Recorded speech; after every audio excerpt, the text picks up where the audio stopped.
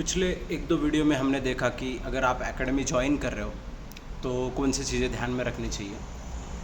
अभी स्टूडेंट के पर्सपेक्टिव से मैं बताना चाहता हूँ कि स्टूडेंट की सबसे बड़ी गलती क्या होती है, और मैंने ये खुद देखा है।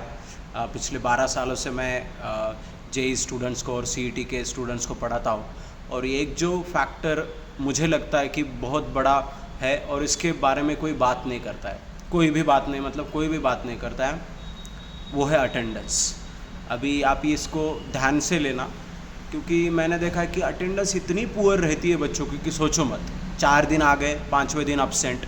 कुछ लोगों का तो पैटर्न रहता है, जैसे अरिथमेटिक सीक्वेंस, जियोमेट्रिक सीक्वेंस पढ़ते हो ना, ऐसा एक पैटर्न रहता है। 8 दिन आएंगे, 9th और 10th डे नहीं आएंगे, फिर 11 से 17 दिन आएंगे, मतलब 11th डे से 17th डे आएंगे, फिर 18-19 अब्सेंट। ये तो पैटर्न बनता है, इनके ऊपर एक सीरीज़ बना सकते हैं हम, अरिथमेटिक सीक्वेंस, जियोमेट्रिक सीक्वेंस बना सकते हैं।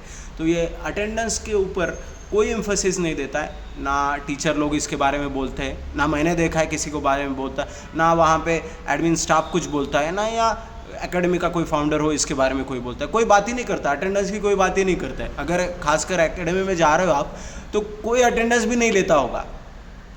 बहुत बार ऐसा होता होगा आपके एकेडमी में, आपको एक्सपीरियंस हो, कोई अटेंडेंस ही नहीं लेता है, किसी को लेना देना ही नहीं है। जो आए उनको पढ़ाओ, गए।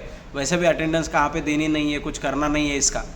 तो अटेंडेंस के बारे में आपको खुद ही ध्यान रखना पड़ेगा, कोई पुश नहीं करने वाले आपको। जैसे होमवर्क करने के लिए हम पुश करते हैं, वर्कशीट सॉल्व करने के लिए पुश करते हैं, डीपीपी सॉल्व करने के लिए पुश करते हैं, पीवाईक्यू सॉल्व करो पुश करते हैं।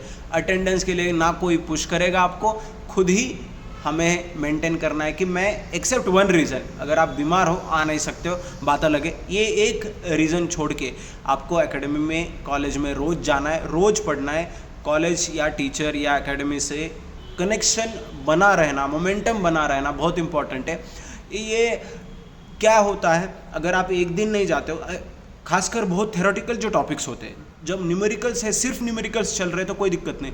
खासकर थ्योरेटिकल टॉपिक्स में बहुत दिक्कत आती है, क्योंकि एक दिन में अगर 1.5 घंटे का लेक्चर, बहुत सारे कंसेप्ट कवर हो जाते हैं। अगर वो थ्योरेटिकल कंसेप्ट आपके कवर नहीं हुए तो अगले दिन बहुत मुश्किल होगा आपको।